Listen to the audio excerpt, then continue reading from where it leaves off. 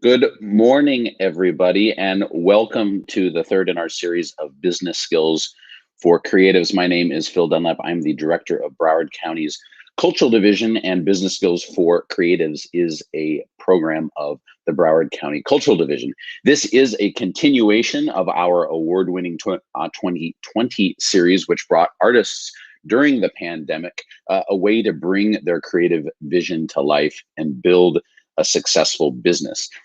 This is the third in our workshop series for 2021. And while the other workshops are not prerequisites, you can always go to our YouTube page anytime and check out the other videos in this series to help build your skills as an artist and look at the other lessons to help you build a better business. We've covered lessons in applying for grant funding and post-pandemic financial planning for artists. And today we're talking about creative placemaking. Just as a reminder, this session is being recorded. So afterward, you can go to our YouTube channel and check out this session if you need to check on some things that you missed. And as I mentioned before, check out the other sessions in this series or even look at last year's sessions. There is closed captioning options available through YouTube and Facebook. We find it best works through Facebook, but you have to enable it on your own device and through whatever platform you are using. Today, we've got two great presenters joining us, and I'm going to go ahead and introduce them. First, we have Dr. Maria Rosario Jackson, and her expertise is in comprehensive community revitalization, systems change, the roles and measurements of arts and culture in communities, and the dynamics of race and ethnicity in cities. Dr. Jackson is a tenured institute professor in the Herberger Institute for Design and the Arts at Arizona State University, where she also holds an appointment in the Watts College of Public Service and Community Solutions. In 2013, President Obama appointed Dr. Jackson to the National Council on the Arts, where she continues to serve. And between 2015 and 2021, Dr. Jackson was co-chair of the County of Los Angeles Cultural Equity and Inclusion Initiative. She's currently on the advisory boards of the Smithsonian Center for Folklife and Cultural Heritage, the Equity Center at the University of Virginia, the Strong, Prosperous, and Resilient Communities Challenge, and LA Commons as an arts and social change intermediary organization. So please welcome Dr. Maria Rosario Jackson. How are you today? Good morning. I'm doing well. Thank you. Happy to be with you. Great. And let me introduce our second guest, Jason Schupbach. Jason Schupbach is the Dean of the Westfall College of Media, Art, and Design at Drexel University and a nationally recognized expert in the role that arts and design play in improving communities. He was the federal liaison, to the design community in his role as Director of Design and Creative Placemaking Programs for the National Endowment for the Arts. Please welcome Jason. Hi there. I'm so happy to be here. So, Jason, where are you joining us from? I'm in Philadelphia. So you're in Philadelphia, and Dr. Jackson, you are? I'm in Los Angeles. In Los Angeles, and I am joining everybody from Minneapolis, Minnesota, and our team at the Broward County Cultural Division is joining us and running the show from Fort Lauderdale, Florida. So we've got a cross-continental team. Pretty amazing what technology allows, right? It's very cool. So I'm going to turn it over to you for the first section, and I'll see you in a little bit for some Q&A before we move on to sections 2 and 3. Sounds good.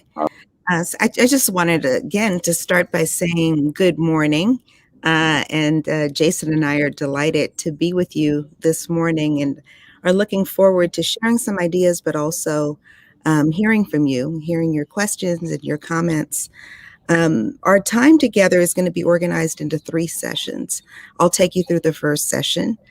After each, we'll have a little bit of time for clarifying questions and some discussion.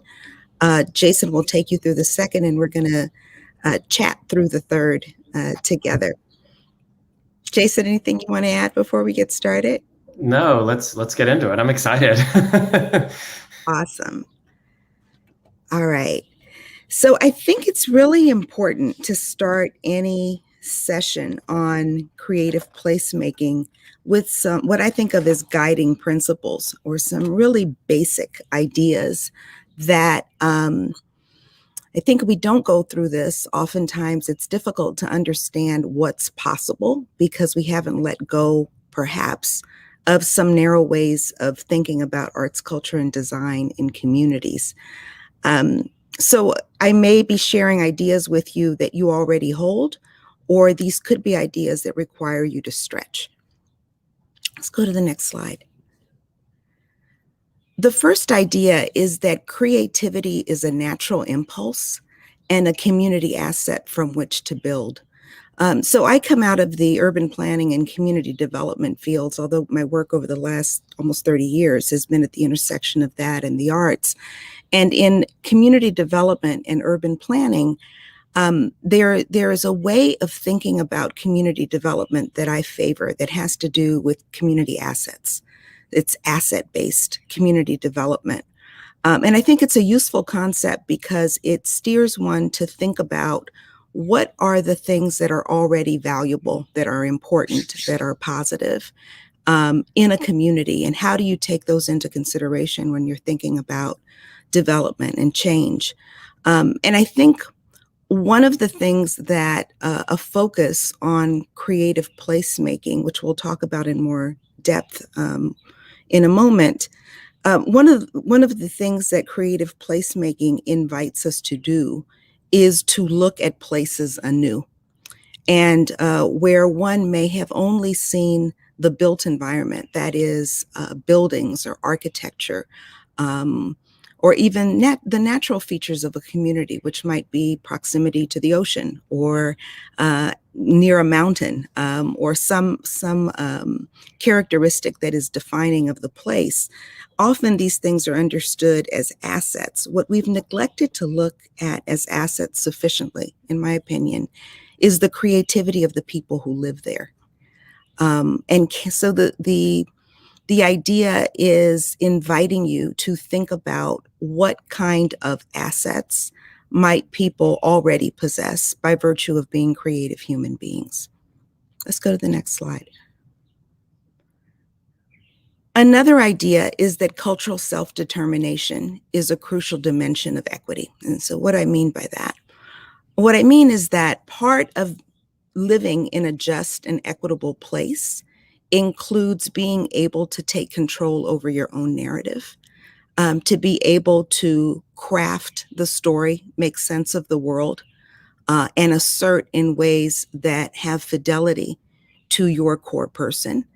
That is part of cultural self-determination, as is the ability to pass on traditions and history from one generation to the next.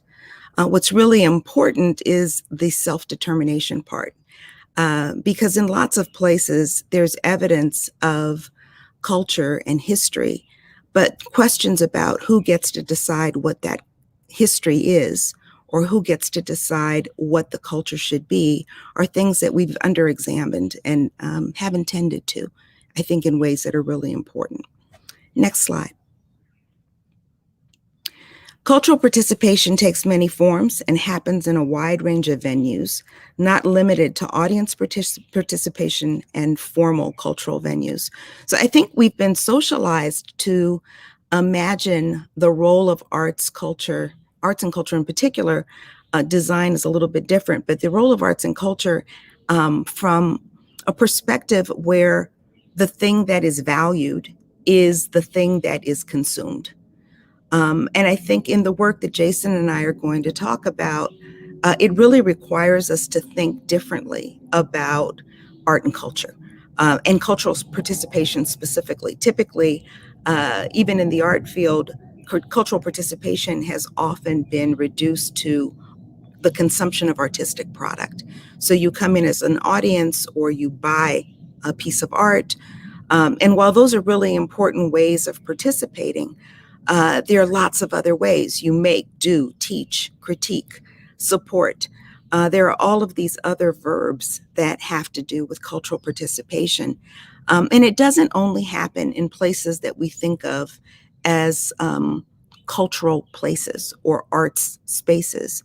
Actually, art and cultural activity in many communities happens not only in those when they're available, but in other places that are commercial establishments, churches, community centers, often in the street for street celebrations, and similarly available and accessible activities.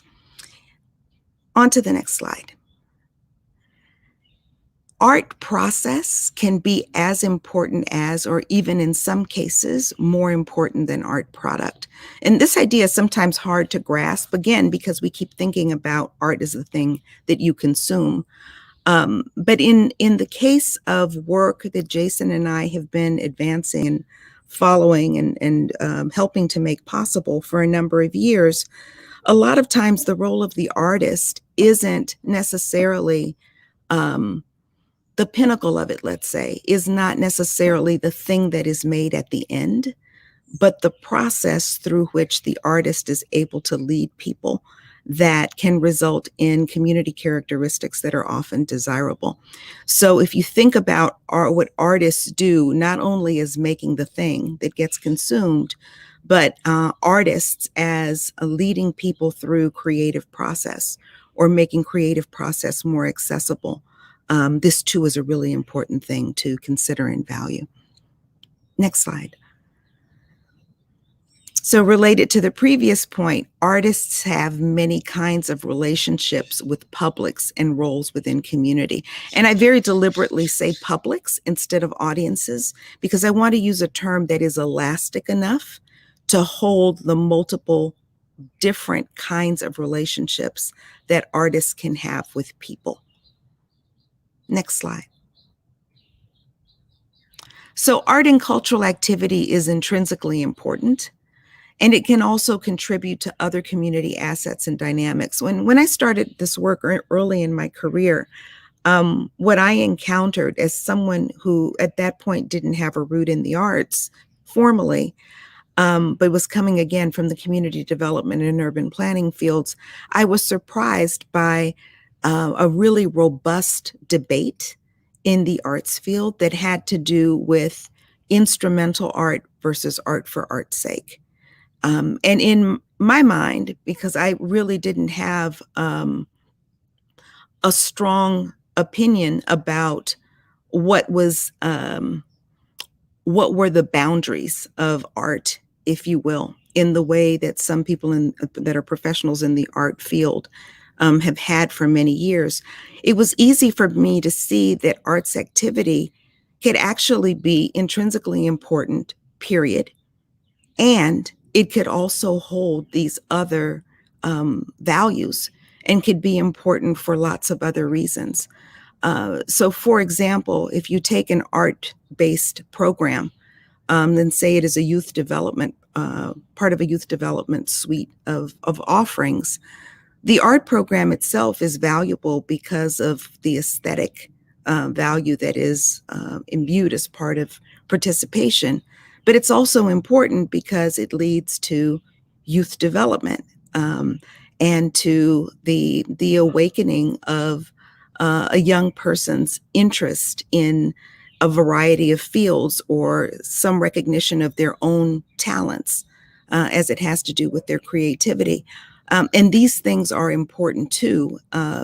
So the beauty of the integration of arts, culture, and design into community development and planning is in fact that it can hold so many things simultaneously. Next slide.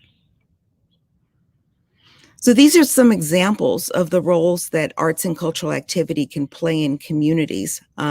Often, people say it will lead to civic participation. So you get art-based activity going, people get excited, they become more civically engaged. But I would argue that in addition to that, sometimes the participation in the creative form, publicly or communally, is in fact a manifestation of civic participation itself. So civic participation is something to consider as a contribution of integrated arts, culture, and design. Social capital, bridging and bonding capital. Some of you may be familiar with this term, maybe some not. What this has to do with is basically collective agency and people being able to come together to act together. The bridging has to do with connecting to groups outside of your own. The bonding has to do with reinforcing connections within a group. And arts and cultural activity, particularly when it is active arts, there is increasing evidence that it contributes to social capital. Sometimes people are talking about it now with a bit of a nuanced difference as social cohesion. And that's also something that's coming up in community development and in health realms. Agency, both individual and collective, is also something attributed to cultural activity. So once you begin to practice a creative form, either individually or collectively, you discover you can do this, and it becomes the baseline and the catalyst for other things that you can accomplish. So increased agency, again, both individual and collective, is important. Improvements in the physical environment are often easily visible as a result of certain kinds of arts and cultural activity in communities. Stewardship of place. So the notion that people are responsible for the place where they live, that there is at best a joyful and sacred obligation to take care of the place for your benefit and for the benefit of others. It's another contribution. The preservation of cultural heritage is something that we see. The creation or affirmation of narratives of group identities. So sometimes identities that are racial, ethnic, they can be identities connected to other demographic characteristics, or identities that have to do with belonging to a place. And these are not necessarily mutually exclusive. People can hold multiple identities. The bridging boundaries of difference is an important, plausible contribution of this kind of activity. And the last three, education, health, and economic development, these have been the most prevalent areas of intersection, arts, culture, and education. So arts education is something that most people are aware of, a very desirable feature of an educational experience. Vulnerable sometimes because it can get cut. But arts education is really an important field in and of itself. The intersection with arts and health is something that's getting a lot more steam right now. There is a lot of interest in, particularly in public health, as people begin to consider the environmental determinants of health outcomes, both social and economic.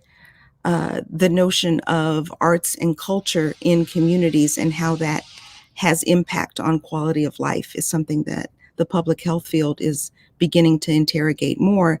And by extension, the community development field is also beginning to work in similar spaces. And last, economic development. And I have economic development in italics because it has been historically the kind of impact that we rely on mostly for policy advocacy stances, right? So there's a lot of interest in demonstrating the economic value of the arts, and there's been a lot of progress to more accurately do that. And it is certainly important, but I would submit that in addition to economic impacts, it's also really important to consider all of the other kinds of impacts, some of which I've shared with you just in the last few minutes. So I'm going to stop there and ask if there are any questions or comments. Jason, if there's anything you want to add to this particular segment, please feel free. Sure. I see one question in the chat box that is about how do we convince others that hold power, CEOs, mayors, commissioners, county commissioners, things like that, to put money behind this work, right? And I think we've seen a lot of evidence of that in the last 10 years. I'd be curious to kind of hear you talk a little bit about that, Maria. I'll have my own opinions because I worked in government for 20 years. But go ahead. Yeah, I think the more we're able to have examples of where the work has happened and there has been impact. I think having examples of where it happens is important. I think building the kind of data that helps us understand what the impacts are, and speak to them with some authority is really important.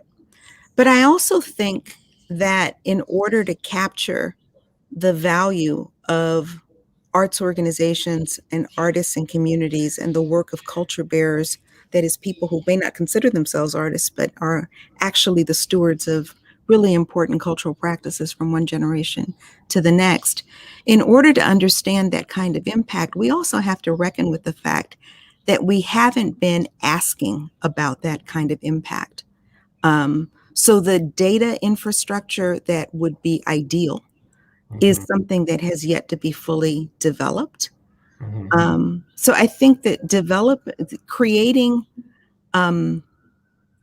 people who are advocates for the work because they've experienced it or because they have been proximate enough to it to understand how it matters is critically important.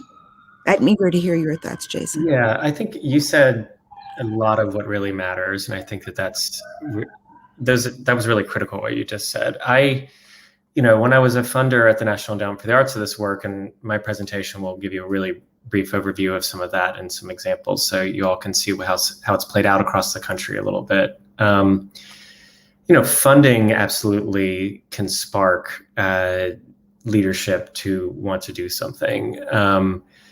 On the other hand, there is so much kind of knowledge building and exchange that's so important. And I think one thing that happened a lot in the last kind of 10 years BC before COVID was there were just a lot of spaces where mayors and commissioners currently exist in, the National Association of Counties, the U.S. Conference of Mayors, that were given funding to start talking about this work. And there were all kinds of guidebooks created. But I used to always say, I worked on this thing called the Mayor's Institute on City Design for many years. And I always said, you just kind of had to be on the hamster wheel of good planning and good community development, right? You had to kind of be willing to work with a leader, a new mayor who may have been just a pizza shop owner before, to help them understand what this work looks like, how it benefits their community, and be willing to kind of be in the headspace of constantly having to explain it. And that's okay, right? But I think what's of so much of value, what you talked about, is having the evidence and the case studies and the impacts to be when you're in that space, in those rooms, to actually have that conversation in a way that somebody can hear it and see it. It's absolutely critical. But the human to human part of it, the kind of being in the room with someone and giving them the safe space to ask dumb questions about it is a really important part of spreading the work and helping leaders feel comfortable with it. And there's tons of that's happened, right? And a ton of funding that went towards, and actually, Maria, you led a lot of that when you sparked a bunch of work at the Kresge Foundation, funding national intermediary organizations like the Local Initiative Support Corporation, the Trust for Public Land. Can you talk a little bit about your intentionality there? I think that was that was a super interesting new thing that happened. Sure, I'd be happy to do that. For many years, I've worked with the Kresge Foundation, which is a national foundation, and early in that engagement, as an senior advisor to the Arts and Culture program, the foundation was trying to be strategic about how could we change industry standards, and that's my language, not so much the language of the institution. But I think the aspiration was to create an environment where people in community development and the work of collective and comprehensive uplift, particularly in low-income and historically marginalized communities, would think about the power of the arts for change in ways that were very natural and default even. How do we build the environment where that is the case? And the idea was that if you had people in the national umbrella organizations and intermediary organizations that help to put forward and affirm practice, if they were bought in and were advancing this work, that would begin to create an environment where there would be demand for that kind of activity. And certainly that's not the only piece of the puzzle that has to be tended to, but it's an important piece of the puzzle that needs to be tended to. Yeah, and we used to say, how do you get the artist in the room? How do you get the artist at the table? I know there's a lot of artists here today, and how do we give them the ability to be in the space? And one thing we used to always talk about is, if you care about making your community better, if you care about that uplift, there's not one silver bullet strategy. You need like silver buckshot, right? I lived in the West for a while, so I'm using a Western analogy. There's tools, assets that creative people have. And if you're not if you're not partnering with, collaborating with, uplifting creative minds and creative skill sets of your community, you're not using all your tools, if you're trying to really build that amazing community. And so, I think Maria, what was so important about the presentation you just made is that there's some real guiding principles to how you use those tools, and I think you laid them out so beautifully. Sorry, we're just babbling along. Phil, yeah, hi. No, that's right. It's great stuff, which is why I didn't want to interrupt. You both bring up amazing points, and Maria, your opening section, I think, set us up so beautifully. You answered the one question we had so far. I'll just remind our audience that put your questions in the chat. We're going to move on to section 2 and then come back at the conclusion of that section and answer any questions, and then move on to section 3. So I'm going to turn it over to you, Jason, and take it away. Thanks. Great. Well, if we could bring the slides up, that'd be really helpful. So, with those guiding principles, there was a great deal of work that started right after the kind of Obama administration came in, right after the Great Recession. Remember the last one? And it kind of gave us this frame of creative placemaking that we use to talk about this work. So can you bring up the second presentation? Great. So this is some recent history. This is a little bit BC, before COVID. If you could go to the next slide. So I was at the National Endowment for the Arts, which is one of our many federal agencies that supports the role of creativity in our country. If you go to the next slide. You'll see there are many agencies that do this, right? I think some of them are incredibly well known.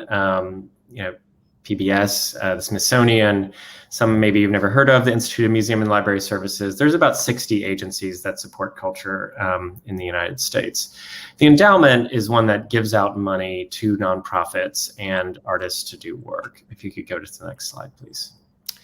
So we at the endowment, we were dealing with the Great Recession, and we with a lot of the guiding principles that Maria talked about, we're looking at how can we support rebuilding communities, uplifting communities that were just so affected by the Great Recession. So we decided to combine those two concepts and call it creative placemaking.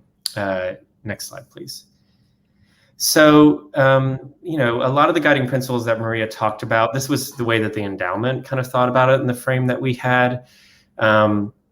We were using these kind of buckets and tranches of information to think through what creative placemaking actually could do for communities. So if you kind of think about that last slide that Maria had, that this is how the federal agency was kind of conceiving of that same work. I don't think there's anything new on this slide that Maria didn't say, except that, we thought about it in these different kind of buckets. So we thought about economic development was so important back then. We were in a Great Recession. The idea that we needed to seed civic engagement, create those stewards of place, uplift those stewards of place, that we needed to build resiliency. And I think there was a lot of interesting work talked about at the federal government about what's the role of creative people in responding to natural disaster, of which there's going to be more of those. And then, of course, how it contributes to our quality of life. I don't think any of us want to live without music or dance. Next slide, please. So the way that we kind of organized our work and the way that we thought about doing it was in these 4 buckets. The first was, how do artists help anchor a neighborhood? How do our creative institutions anchor a neighborhood? How do they help provide community identity and belonging? How do they activate spaces? how do they fix, which is an imperfect term, how do we beautify spaces? And I actually do very strongly believe that beauty is a justice issue and that everyone deserves beauty. And then also, what's the role of creative people in the planning for the future of communities? And I think that was the one that was the hardest for people to grasp, but that's actually where some of the most interesting work was done. Next slide, please. So we started with the NEA's money. The chairman at the time used to talk about, if the NEA's money was this speck of dust on his finger, this room was the federal budget, right? That was not really a lot of money. The NEA is not, it's it's gone up quite a bit recently, but it's, I think it's like 0.01 pennies of the taxes you're paying goes to the NEA. So we started with that idea, like, how do we start with the NEA's money? If you go to the next slide, we really needed partnerships to be able to do this work more thoroughly. If you go to the next slide. So we worked with all different kinds of federal agencies. These agencies had a lot more money than us. We tried to imbue, as we talked about how Maria was through the Kresge Foundation, trying to get national intermediate organizations to care about and bring this work in the room. We tried to get big federal agencies to do the same thing. And there was a lot of success with that. And I can go on and on about it, but I won't. And then we were very successful in forming this thing called Art Place America, which, if you don't know about, was a 10-year initiative that 16 major foundations were behind. And it was about a $200 million initiative to fund and support both the work on the ground and kind of knowledge building around this work.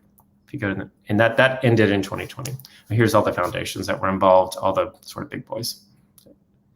Next slide. So the project we created at the endowment was something called Our Town. Our chairman was a theater producer, so it was named after the famous play. Spoiler alert, they're all dead if you haven't seen it, sorry. If you go to the next slide, the Our Town funding, what was different about it for the endowment was that it was the first time we'd ever required a partnership between local governments and arts-based organizations, arts and design-based organizations, to work together on projects. And it was really interesting when we launched this. We required the mayor or county commissioner or tribal leader to sign off on these projects. We got a lot of calls from a lot of mayors saying, why do I have to partner with an arts organization to get this funding? And we would say, well, because they're your constituents and they're a really important part of your community. And we would have major, huge, important arts organizations calling us and saying, why do I have to work with the government to do this? And we would say, well, because you're an important part of your community. And so just even releasing these guidelines started new conversations, which was kind of interesting. If you go to the next slide, please. And these projects got funded all over the country. It still exists. I don't have an updated map. I think the smallest project when I was at the endowment we funded was in a town called Last Chance, Colorado, on the Colorado Plains. It's a town of 12 people. So this work can happen anywhere. And we absolutely funded projects in Broward County, the Acadian portion of Maine, Puerto Rico, Eskimo villages in Alaska. There are creative people doing incredible things for their communities everywhere. If you want to feel good about America, go read the Our Town projects that have been funded. If you go to the next slide, please. So I wanted to show you some examples about how some of this played out. So let's talk about some anchoring projects. So next slide, please. So this is Bethlehem, Pennsylvania, quite near to Philly. It was a former steelmaking town. This town, it's, obviously the steel stacks closed. So they actually took the steel stacks and have turned it into a cultural campus. This is a Levitt Pavilion where live performances happen. They have a music festival that bring in 2 million people into this, in BC times, 2 million people into a town of 80,000. If you go to the next slide, please.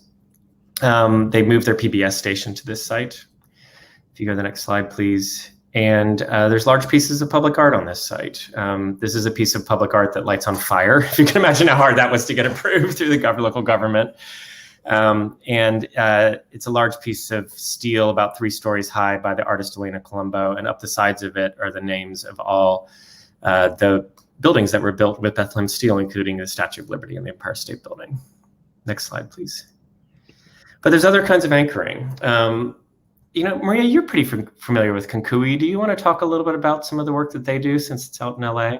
Not to put you on the spot. Yeah, well, Konkui Design is a really, I think, innovative and thoughtful design firm where the team there works very closely with residents of often historically marginalized communities to bring them completely into the creative process from the planning stages. right? And I think that's the beauty of it, because in some ways, the designers that are part of that outfit, I think are in some ways, they're helping to facilitate, they're encouraging imagination among residents and helping to facilitate the vision that they come up with, which is an incredibly empowering process. And the outcome is typically something that engenders a lot of love for the community, and stewardship of that place. People can see themselves in the physical structures that are erected. And that is really important in efforts to engender a sense of belonging, to assert identity that may have been suppressed or undervalued. So the way that they work, I find inspiring and beautiful, and completely co-creative. Yeah, that was beautifully said. So this is a project in the kind of migrant farm workers community just east of LA. This is a small public space built in their housing area. And what Maria said, it's not just a public space. This is something that the community wanted, that where every element is something they wanted. So there's a small performance platform here. Underneath that kind of awning is a space where the women in the community will sell food. So this is actually a space for economic development. And obviously there's a space for play for their kids. This is for an example of artists and designers working, co-creating with the community to do something that's incredibly meaningful for the community. Next slide, please. So I wanted to talk a little about some of these planning policy ones because I find them fascinating. Next slide, please. This is a project done in Maryland. This is I don't know if anybody watched that show, Parks and Recreation, where the community meetings in that show are terrible about the future of their community. Well, they're usually worse in person. So this is actually a community meeting where people are acting out in dance the future of a transit corridor. So these are people, this is a data collection meeting for a transit authority where they worked with a local dance company to have people act out and dance what they wanted to see on the future of a parking lot along a transit corridor. I just found it absolutely fascinating. And these kids are the cutest kids of all time. Next slide, please. Same thing goes, it's happening in our Indigenous communities. There was a series of Indigenous designers and artists that worked with our Navajo Nation to help Navajo entrepreneurs navigate what it takes to get a business license. It can take up to 7 years to get a business license in the Navajo community. And so they've really kind of used a co-creative process working with Navajo entrepreneurs to build this website to help people navigate the entrepreneurial process on the Navajo tribal reservations. And then they've also actually built sites now where Navajo entrepreneurs can come and kind of more quickly get through their community process. There's a lot more to say about this, but I'll move on just for time's sake. Sometimes there's a great deal of work happening with our former incarcerated communities or incarcerated communities. This is a wonderful set of designers designing justice and designing spaces who have worked with former women inmates. So I guess when you leave the California prison system, you're kind of given $25 and dropped off in a parking lot and kind of said, good luck. And so there's a lot of people cycling back into the prison system. So these designers worked with women prisoners and have now built this bus, a little prototype you see down the left-hand corner, where that bus now pulls up at the same site where the prisoners are released, formerly incarcerated are released, and provides resources on finding housing, on finding jobs, and helps them kind of become more acclimated back into society. This work's been highly covered across the country. I urge you to go see it. I don't know if you want to say anything more about this project, if you're familiar with it. Not this particular project, but I think that one of the things that is worth noting is that artists' contributions can be possible way up the upstream from this, right? Yeah, well as here, right? So the project that Jason just pointed out is about reentry, really, right? Mhm. It is working with women who are currently incarcerated and looking towards um, how to make the reentry process actually successful, and how to create environments where people who have done their debt have the opportunity to thrive, and become whole within the context of a community. I think that those are really important contributions. If you think about, though, the circumstances that precede even becoming system involved, and what I mean by that, before you even get into the system, right?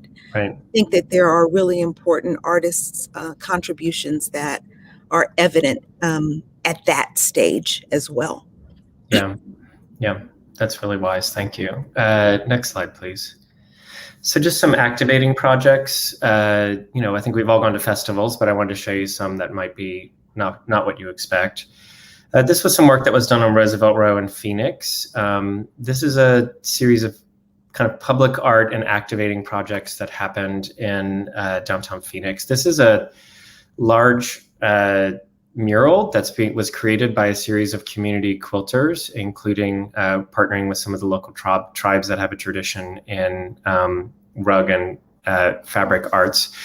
And they basically, I think if you go to the next slide, I've got this in there. Yeah, you can see how when it's combined on an empty lot, you can actually see what the object is. And this was a lot of different artists working together to kind of temporarily activate and beautify a lot in this downtown space. There were food festivals that happened as part of this. If you go to the next slide, please, you'll see they had this kind of meet in the street where the entire community came together. And I think what was special about this, I mean, there's been a lot of these kind of things, this took over the entire street, is they invited many different cultural organizations and local community organizations to cook their own food. And there's so much depth and history of knowledge within food. And the point of this was that you couldn't sit at your own table, right? You had to kind of go and learn about somebody else's culture and food, and that there was a culture bearer who would sit with you and talk to you about their culinary craft. So it was a really beautiful project. Next. These kind of activating projects also happen in rural places. This is one of my favorite organizations, Worm Farm in rural Wisconsin, that worked partnering artists with farmers to get. And the intentionality here was there's a lot of small farms up in this part of the world, excuse me, and they wanted people to come out and buy their fruits and vegetables during the end of the growing season. So they had artists do large exhibitions on the farms themselves, and they also had artists design the fruit stands, and so people would kind of drive out to see some of these works. There's great stuff here. If you go to the next slide. They have great sense of humor. Here you go to the next slide. And there were interesting performances. This is an opera singer from the local opera company in a corn husk dress, singing in a farm that grows corn. Go to the next slide, please. So just, this is my second to last slide, and we'd love to take questions. I just wanted to say, so there was along with the funding that kind of made these interesting projects happen, and you can go read projects till you're blue in the face now. Like I said before, there's been thousands of these projects funded now in every size community in the country, including your communities. There's been a lot of knowledge developed about how to do this work. So if you go to websites like Art Place America's website, if you go to the National Endowment for the Arts website, go to Kresge's website, many other places. If you go to the next slide, there are reports on how to do this work till you're blue in the face. And a lot of them come out of these community development organizations. Maybe can you talk a little bit about Policy Link and this first one we see here on the left, Maria? Sure. Policy Link is, for those of you that may not be familiar with it, it's a national, what you would think of as a think, do tank, if you will. The tagline is equity is the superior growth model. And it really is, or that was a tagline. Maybe it isn't current, but if not current, very recently it was a tagline. And the organization exists to advance greater justice and equity in communities around the United States through support and advancement of policies intended to do that, and through very localized, in some cases, efforts in communities. And as part of the Kresge Foundation's initial investments in national organizations, PolicyLink was a partner that was in that space. And they ended up creating a policy fellow, creative placemaking policy fellow position. And the charge with that position was to advance the integration of arts and culture in all of the work that PolicyLink did, whether it was economic development or health or education focused or what have you. The first or one of the publications that came out of that initiative is what you see on the screen here. Creating change through the arts, culture, and equitable development. And in some ways, it's a redefinition of development, with the notion of arts and culture as central to how it should happen. Yeah, it is very powerful work. Just also to point out a few other things before we take some questions, and I'll be excited to see Phil again. The National Endowment for the Arts published this book, How to Do Creative Placemaking. It's a series of essays. There's this field guide for parks, if you're interested in doing work in parks. And then these smaller ones here over on the right are, Art Place America really looked at the key areas of community uplift and community development: food, immigration, economic development, environmental development, policing, and really created these. They're sort of field guides, their analysis, there's tons of examples in them around how are creative people already doing this work, and what are some of the things you need to do this work, and how do you measure the impact of the work. So I would say when this work started 10 years ago, you could maybe fit all the books and writing on one shelf, and Maria was half that shelf. And now, you need a library to house all the information there is out there about this work. And it's exciting if you're, interested in learning more. There's Engage. There's a ton of stuff out there. Okay, I think we're done with the second presentation. If Phil wants to kind of come back on, and we can do some questions. Yeah. We don't have any questions, from the audience just yet. And I'll remind those of you viewing just to pop those questions in the comments. And so that we can answer any of those burning questions you have. I do have a question for both of you. In your experience in these projects, can you speak a little bit about who sort of is driving these initiatives? And you have the government entity, you have the administrators that work in the government offices, and for those of us that work in government, we walk the line between advocate and an administrator, between your job is in administering policy that's set by the elected officials, but then you have the arts organizations or the community organizations that help fuel and drive this work. So are these projects, in your experience, these initiatives, driven by the organizations approaching the government entities? Is it by the staff at the government level? Is it the elected officials? I assume it's a mixture of both. But where does that, in your experience, can you speak about that aspect of this work? I'll respond and start by saying that my impression, Phil, is that it is mostly locally generated. I think even before the NEA got involved and big foundations rallied to support the notion of creative placemaking, I think the best examples of community development often had an arts and cultural component, but they were outliers. So in those cases, I think it's resident leaders and artists who are connected to communities or come from those communities that often drive. Now, once funders get involved, it becomes catalytic, right? Or amplifying, if you will. But my response to that would be that most of it, the impulse is local. The amplification of it becomes something that happens in philanthropy at different scales, national, regional, and with the feds through the NEA, I think, again, amplifying. a local impulse. I agree with that. I mean, I think local knowledge, Maria used the term culture bearer, which I might ask her to try to define for the audience, because I think it's such an important term and concept. So much of this is driven by people who want to do something to make their place better, right? And that might be a mayor, that might be a community organization. A lot of the times we would see grants that were driven by artists who just decided that they did not want, they saw something unjust that they wanted to see changed and wanted to use their creative skills around it and just threw themselves into it, right? And figured it out. So I think it really is about the local assets. I will say sometimes, though, we saw when we released the Our Town grants, it was really interesting. In Albuquerque, New Mexico, all these people, we only allowed one per community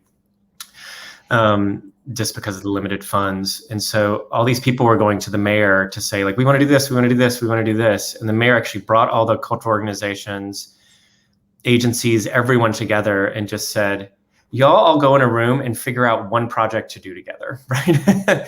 And they came up with a brilliant project, right? Where they all partnered together to do something. And that was very much driven by the leader saying, I actually want to see people partner in our community together. That happened in LA after we gave Our Town grant that the mayor, this is years ago, the mayor, not the current mayor, the previous mayor brought our project had brought all these agencies together to work, the one that we funded in the cultural agency, brought all these agencies together, and the mayor was so excited about it. He brought all of the agencies together another meeting and said, y'all need to do what the cultural agency is doing because that's exactly what needs to be happening here to actually make change happen. So there are so many interesting examples of it coming at it from 1,000 ways just to make our place better. It makes you feel so good about the good humans that are in our communities who really want to make this place better. And I suppose we all live in obviously different communities. Somewhere the value of art is just sort of a given, and that advocacy piece of it, you don't have to make the case because it's sort of understood that this is part of who we are. And then you have those other communities that that case has to be made, or leadership within the electeds changes. And to your earlier point, Jason, it's constant education, re-education, working with those legislators, because you may have one elected that gets it and is supportive, that terms out, and then you have somebody else that comes in that has absolutely no knowledge or does not, the art for art's sake is not even a question. It's you get into the apples and oranges. They like to it's arts or health, arts or homelessness. So why fund the arts when we've got these these other issues, which I think is a false equivalency to deal with. So I think we're saying, how do you turn that or into a plus? You know what I mean? Right. So we've got some questions we're going to save to the end. They're just a bit more general questions, not ones that dealt specifically with the sections. So we're going to come back to those. Just for those of you in the chat that have asked some questions, we're going to get to those at the end because I think they make a little bit more sense. But why don't we turn it back over to you both to take us on to section 3, and then I'll see you at the end.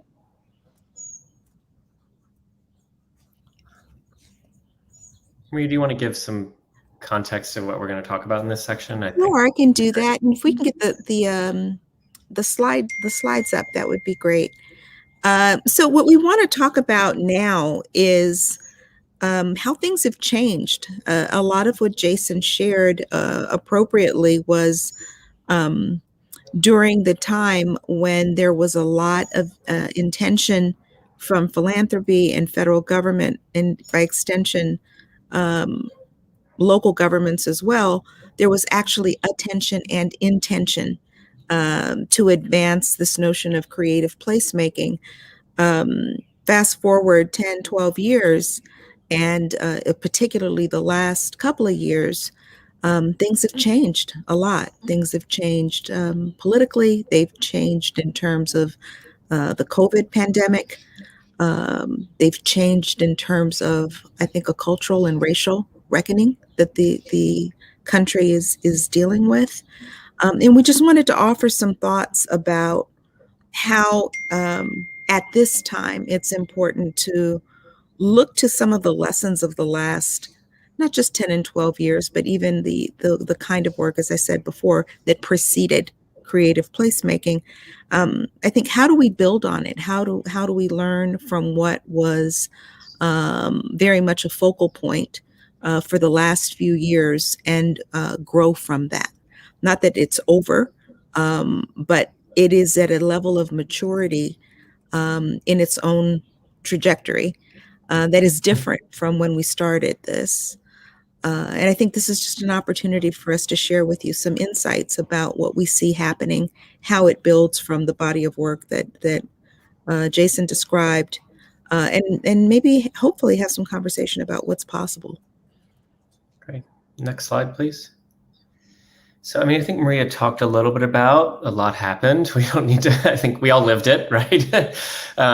But there were some really interesting things that happened in the cultural world too, that we wanted, and some other policy things that have been happening that just have sparked our interest that we wanted to point out before we kind of got into a conversation about what's possible. So, the largest ever stimulus out of the federal government for culture happened during this. In the entire history of the National Endowment for the Arts, it's given out about $4.5 billion, maybe a little bit more than that now.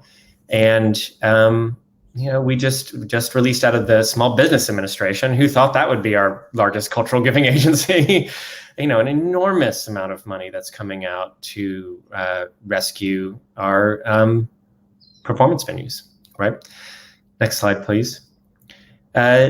Guaranteed income. If you had asked me, I'm a total arts policy nerd, right? If you'd have asked me that we would be at a place where we would be having multiple conversations about communities creating guaranteed income programs for artists, I would say you're cuckoo pants. But it's happening. It's already launched in 2 of our major cities. There's lots of other conversations about this happening in other places. And, I think it goes a long way to show that people are beginning to understand that creativity matters and artists matter.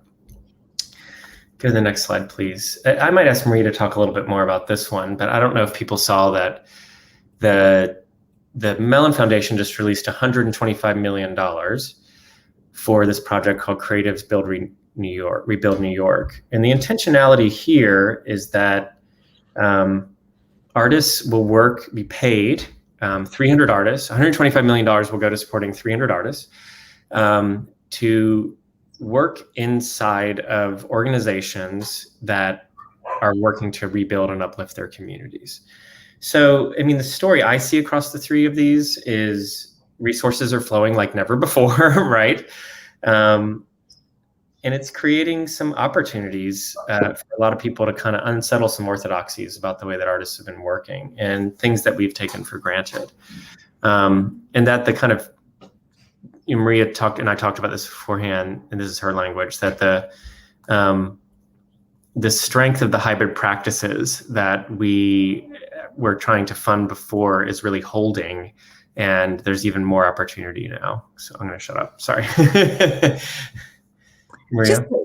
Just a couple of notes. I think that there was a study that I led when I was at the Urban Institute in Washington, D.C., which was Investing in Creativity, a study of the support structure for artists. And one of the startling and disappointing findings from that study way back then, this was like 2003, was that people appreciated the things that artists made, but they didn't have an appreciation for artists. Artists as workers, artists as contributors to society.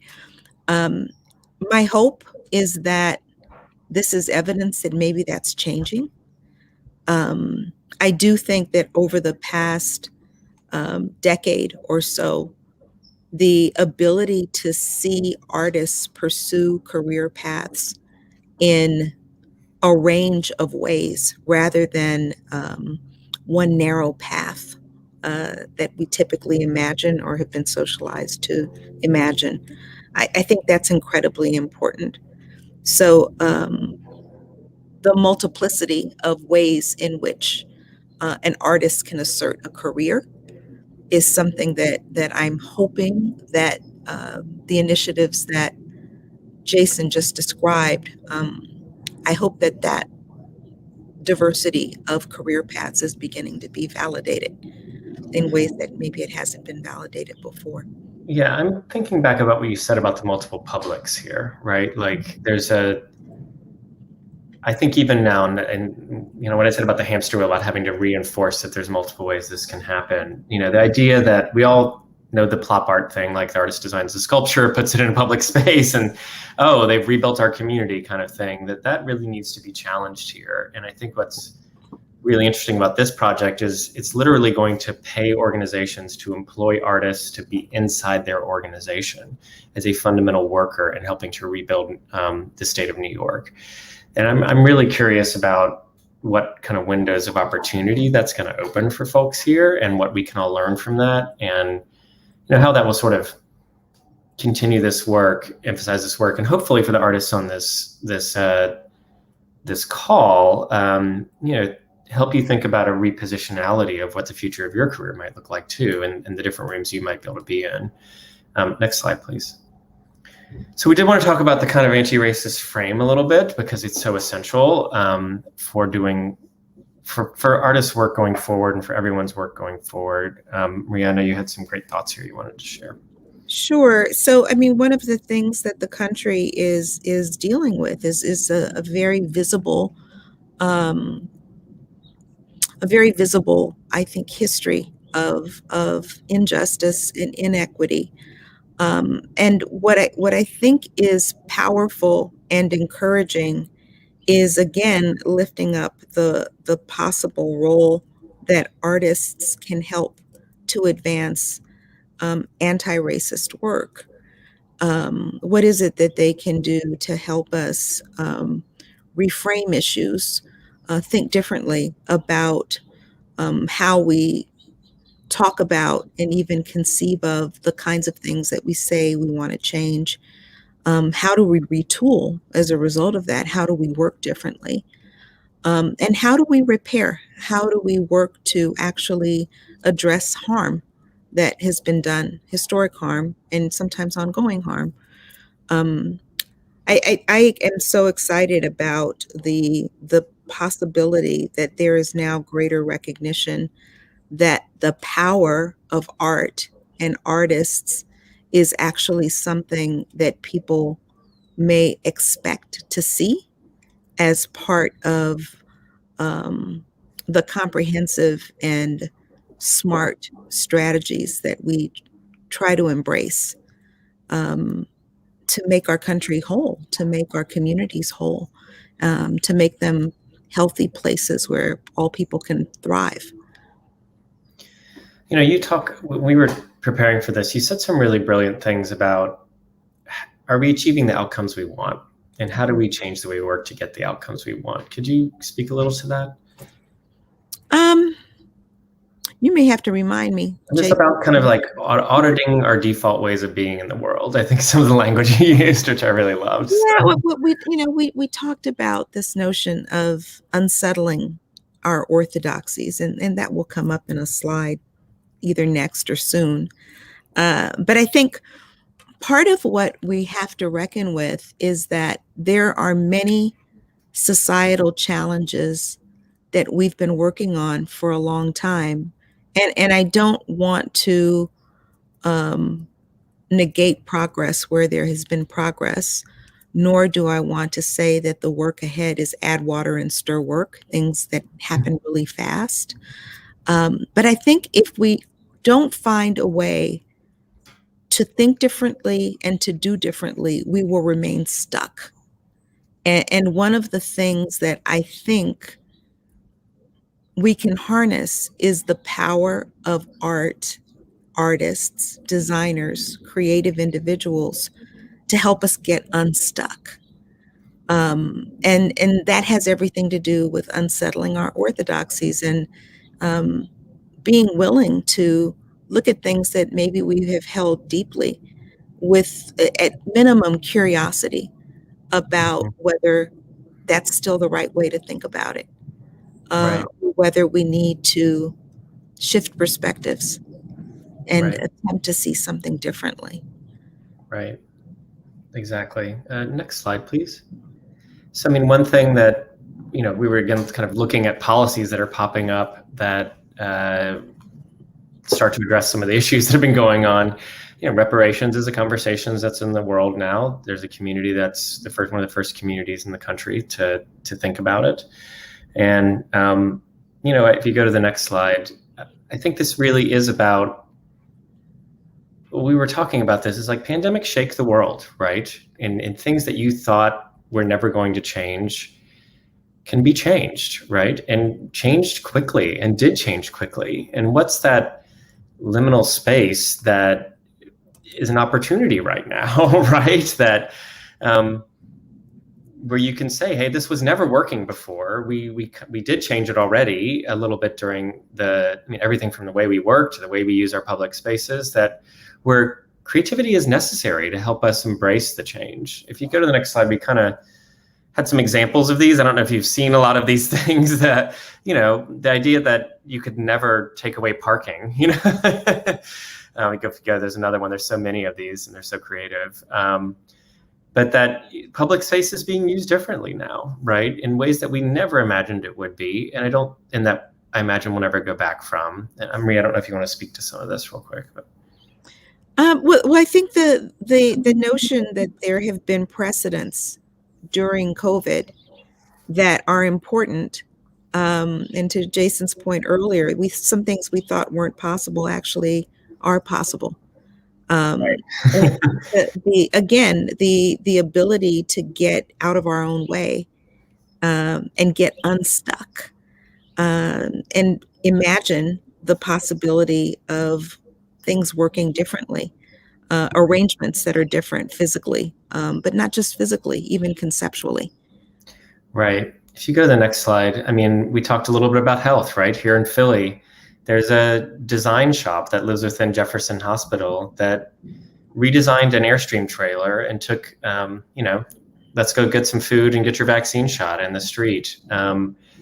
This idea that public health can be in public space, that artists have a role in public health. There wasn't a ton of this till recently, right? And I think that this idea that these multiple layers of the space of the street, the importance of the street, the importance of going to where communities are at to resolve big public health problems, I found really fascinating too. If you go to the next slide, I think we wanted to show some other just brief examples and then have a conversation with you all of people who have really set a foundation of unsticking things and done incredible projects in their communities. If you're not, we wanted to go through just a few more examples. So Maria, if you go back, sorry, to Project Row Houses. Can you go back one slide? Sorry. Thank you. Project Row Houses is an initiative in Houston, which was going long before the notion of creative placemaking, but I think could be held up as an example of the kind of practice that through equitable creative placemaking, many have tried to advance. So this is, again, led by an artist, Rick Lowe, whose practice is deeply intertwined with the notion of co-creation, building on community assets. Many of the principles that I talked about at the very beginning. It's a beautiful initiative that is, I think, getting close to 30 years now.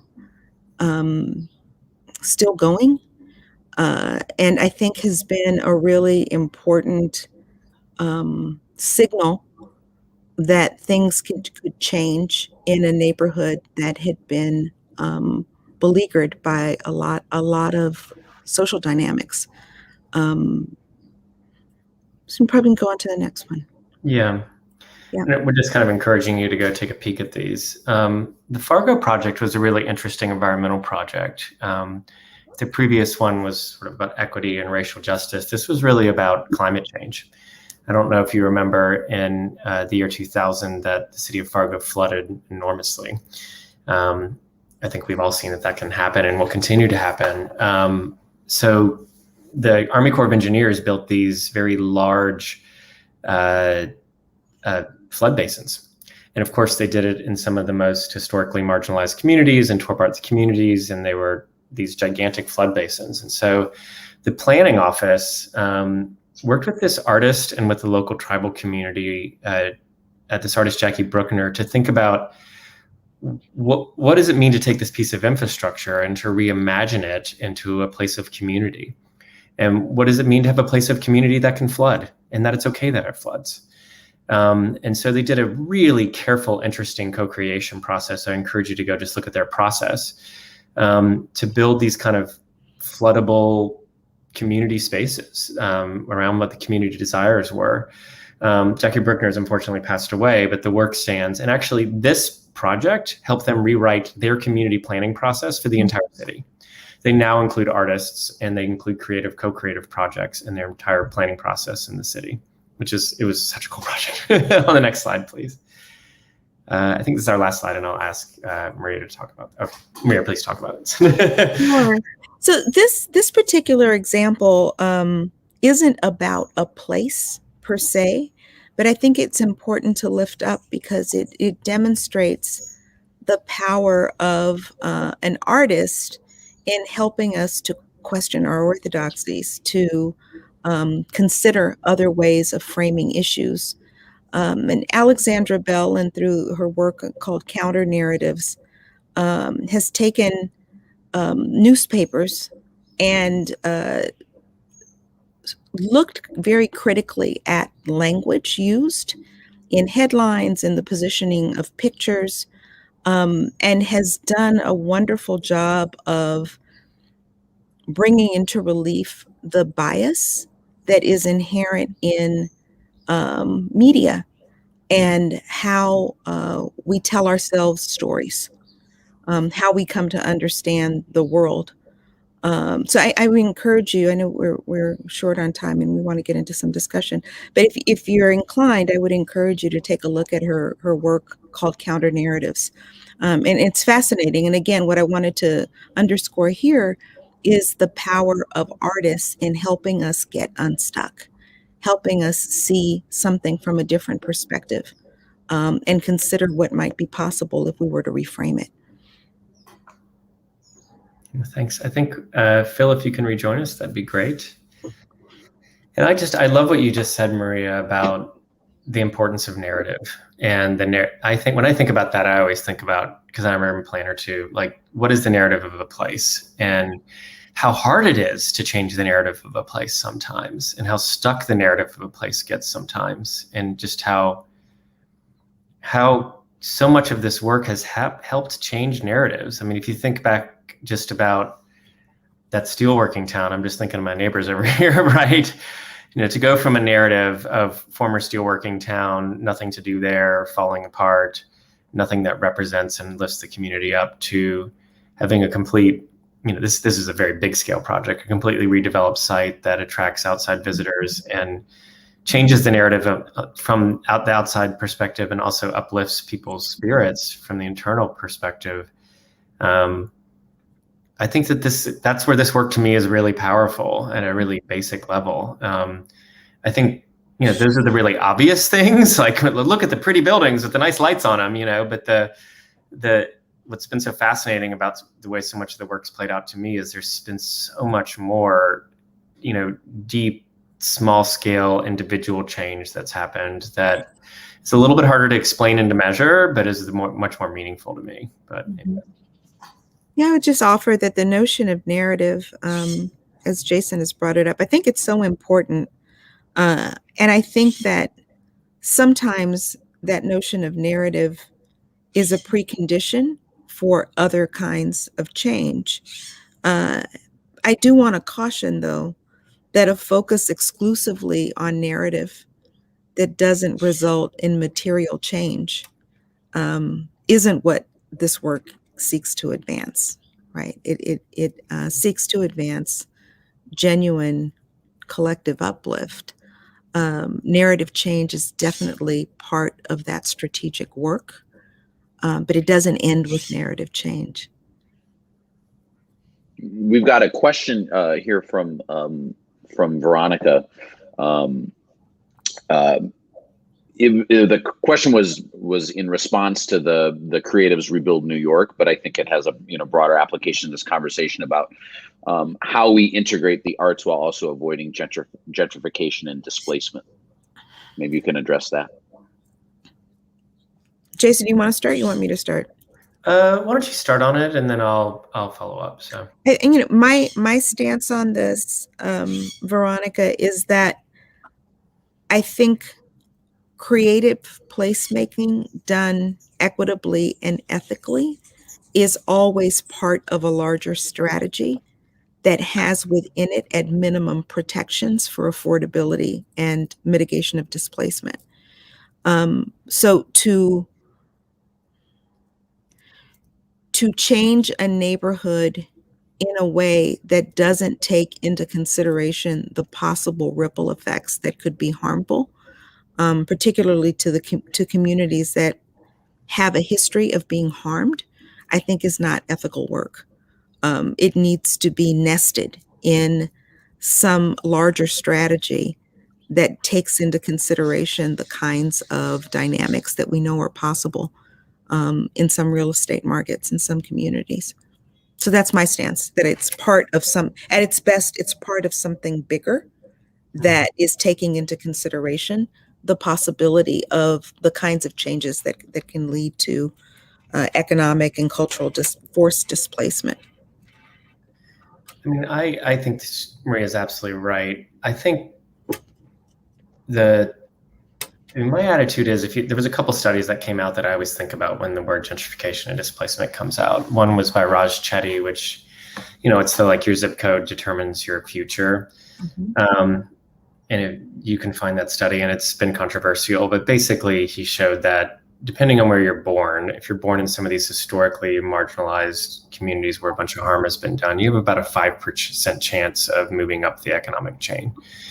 Then there was some work done by City Observatory, I think that's the name of that organization, on gentrification. And it basically showed that for the historically marginalized communities where you'd be worried that gentrification would be taking place, only 30% of them have been gentrified. So that's not an excuse. That's really frustrating to think that for 70% of these communities, none of the economic indicators have changed for anyone who lives there. Not that I want them to be gentrified, but to see some kind of uplift and improvement that's got equitable justice built into it. So if you look at that data, there's been billions, trillions of dollars in efforts invested in these communities to try to help over decades. And for 70% of those communities, nothing's changed. And I find that incredibly frustrating. And so if the work can be done in the way that Maria outlined it, we have to try. We need creative solutions. We've got to try to find ways to get to unstuck. We've never been more, this is not an answer about how to do it. This is sort of my personal frustration, is that we've got to try. You're not allowed to be exhausted about it. There's never been, since the 1920s, more equitable, inequity in our society. We have people spending their billions of dollars going into space. I'm sorry, I'm getting my soapbox. Okay. It's necessary. We need creative solutions. And I think we've learned a lot about what doesn't work and what immediately causes gentrification. And we can't rest. The work is so necessary. So that was a soapbox. It was encouraging people. You brought up, we're in this time where we've never maybe been at this point where we've had such inequities, but at the same time, we're also at a place, I think, where there's never been so much investment in the billions of dollars going into the, into rebuilding our communities, the focus on the arts. There's so many opportunities. Also at the same point, we've got a lot of chatter, I think, in the comments about how artists find these opportunities. And I think it points to my earlier question about your experience, who's sort of driving these initiatives. So if for our artists that are joining us, the individual artists or maybe part of a collective, what is your advice, or how do you suggest that they approach this work, to approach the electeds, the municipalities, the cultural offices, in order to maybe find these opportunities? Mm-hmm. Do you want to go ahead, Maria? I can do it. Well, you can go ahead and start, Jason. Sure. I mean, there's an existing network of granting federal, state, and local agencies that I'm sure Broward County can easily guide you to that consistently come up with these types of opportunities. There's still grants at the NEA to support this kind of work. Foundations are shifting a lot of their work right now, especially looking a lot and investing directly in people of color run organizations. But I think that what I see happening in the foundations right now is that there was a huge just response, like initial just like save these organizations, just pump money into people's, to save them. And I think that there will be, and this is kind of what happened at the last recession, there'll be a second wave of response, which is about the rebuild, right? Which is sort of what that latest Mellon thing, which came out just a month ago, is about. So I think there will be a second wave of opportunities. So like kind of paying attention, right? Like getting on the newsletters of all the foundations, following the work, following Hyperallergic, being on Knifeosaurce, which is a great resource for individual artists and what funds are coming out. Paying attention matters to what the resources are. How you put together a project that is fundable. There's all kinds of webinars out there that the NEA does on that kind of stuff. Just pick up the phone and call people. There are literally program officers sitting at the Broward County, cultural, what's your exact name? I'm sorry. Cultural Division, yeah. Thank you. It's their job to just talk to people, right, about how to get grants, right? There's people paid to do that. So, exactly, and I'll just for our Broward County audience, and there were some artists we're taking note of in the chat. We do have grants that support artists directly and organizations. So if anyone is interested in funding opportunities or learning about it, we have 3 people in our grants office whose job it is to talk to folks about opportunities and to let you know what those opportunities are, work with you, those kinds of things. So yeah, to your point, Jason, reach out. We don't know who we don't know, so we do our best to get out there and tell the community about the opportunities. So let me just add, I think in many places, you can't underestimate the importance of networks and communities. And artist networks and communities that also are plugged into the kinds of sources that I think both Jason and Phil have lifted up. Here in Los Angeles, there's an organization that I've worked with for a number of years called LA Commons, which is, I think of it as an intermediary organization. It helps connect artists to civic initiatives, to social change activity. I think it plays a really important critical function in helping to create. I saw there was a question about how do you make this the artist contribution not just a one-time thing, a one-time project, but something that is what I talked about earlier, understood as normal, understood as necessary, and consistently necessary. So I think that if there are entities that can help in an intermediary capacity to navigate and I help identify what those opportunities might be, that could also be a really important asset in a community. As we wrap up here, because we're getting right to the end of our time, we did have a sort of a career question. I'll ask my team if they can put the question up on the screen because I don't remember where it is. There it is. So you see it more of an opinion question, but do you have any suggestions for moving forward in a career in this field? PhDs in creative placemaking seem to be non-existent. Thanks, Veronica. Yeah, I'll start. I mean, I can say some of the work that I'm doing at ASU, at Arizona State University, is specifically about curriculum development. And interestingly, the route that I felt was most strategic was not necessarily creating a creative placemaking program with that singular focus, but rather integrating a sensibility for creative placemaking in a number of different fields. So that when you're, studying community development or planning or social work, that people who are coming out of those fields are actually looking for artists to partner with. They are searching for the piece that they know will be missing if it's not there. And at the same time, there is curricular work that is happening that's related to preparing artists to work in quote unquote non-traditional environments, right? How do you work outside of exclusively a studio practice? How do you learn to collaborate? How do you co-create? So I think that there are efforts that are maybe not obvious that could be good basis for higher education investment.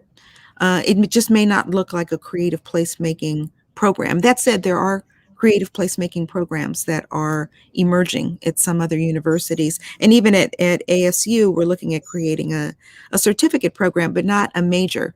Because I actually think it is more powerful to come in with a validated degree in something that people already kind of understand and bring to that the sensibility of the things that we've been talking about. I think that that is actually probably a more durable way to see the practice grow. I think Maria hit the nail on the head. I would say,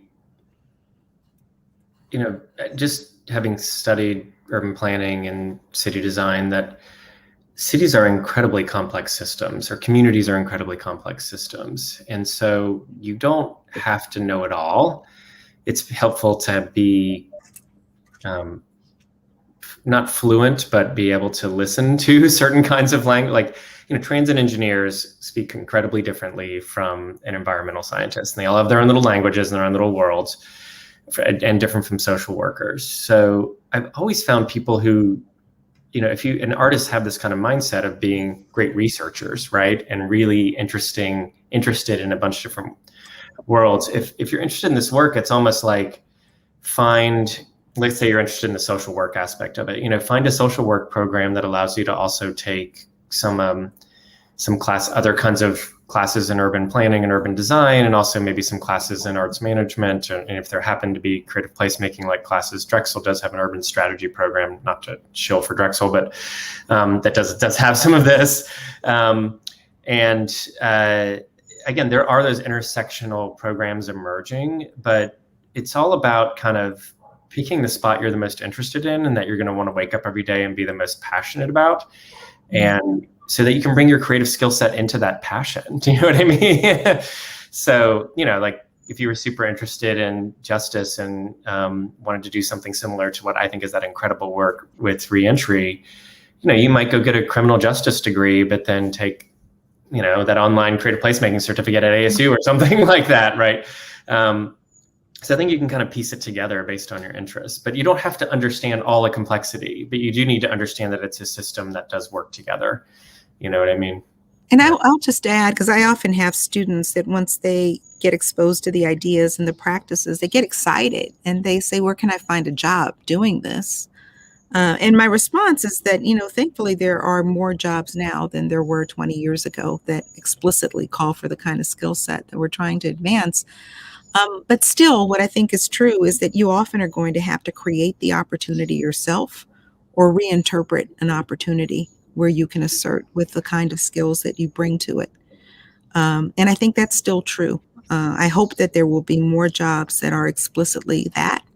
But I also hope that people are able to develop the skill set to do that kind of bridging and translating that Jason just referred to, that is so integral to this work. Yeah. Well, thank you both for joining us. Are there any last thoughts you want to leave us with before we sign off? I mean, I'll just say, I don't know. This is so silly. I don't know why I'm saying this. Like, don't give up. like the world needs you. There's some really complicated things we have to work through right now, and your community needs you. And there's so much wonderful stuff that's happened across the country in the past, 20 years on this work. And there's so many people who care about doing this work this way, that, and there's such value in doing this work, that you're not alone, and engage with the people that are out there that are doing this work. And, we need you. We need our communities to be better right now. We all know there's a lot of hard work to do. So, yeah, don't give up. It's too fun, and it's a lot of fun. Like, this work is also fun. Yeah, I would just say that, yes, it's fun, and I think, can also be really deeply satisfying. And to layer on to Jason's cheer, I think that it's a good time to be doing this work. It's a really good time, and we've never needed it more. So if you are doing it, thank you. And if you're Well, sorry, go ahead. No, sorry. I was just saying, if you are doing it, thank you. And if you're interested, please follow your nose. Well, thank you both for joining us, from everyone at the Broward Cultural Division, Jason, Maria. Maria, especially, thank you for getting up so early on the West Coast, because you're quite a few hours behind Florida. So some great information. Thank you on behalf of the Broward County Cultural Division for being our guests, and to those of you viewing from wherever you are, thank you for joining us. This session was recorded, and it's going to be posted on our YouTube and Facebook pages following the end of this live stream. If you're interested in more of these sessions, you can check out the previous sessions. You can check out the ones that we did last year. If you want to RSVP for next week's session, we invite you to do so. I will say that we do have a session on August 21st, which is going to be exclusively for our Spanish-speaking audiences.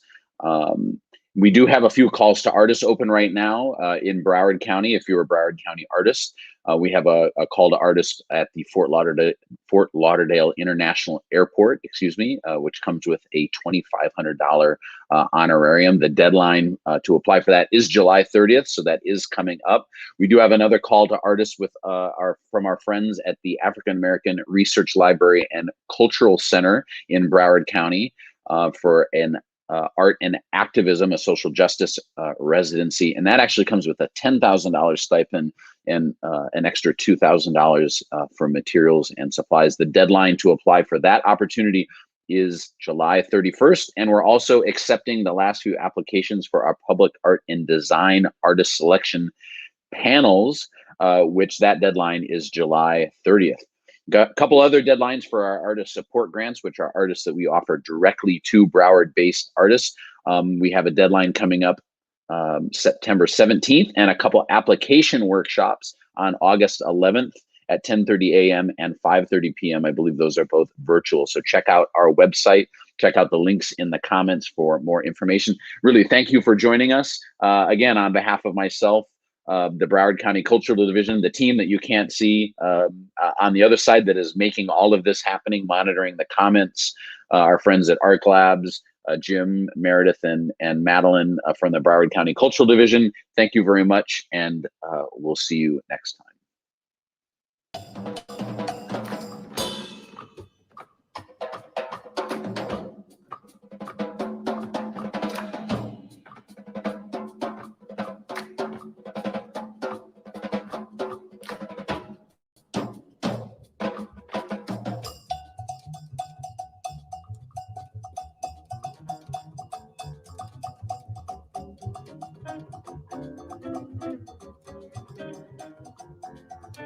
The moon is the same moon above you, aglow with its cool evening light.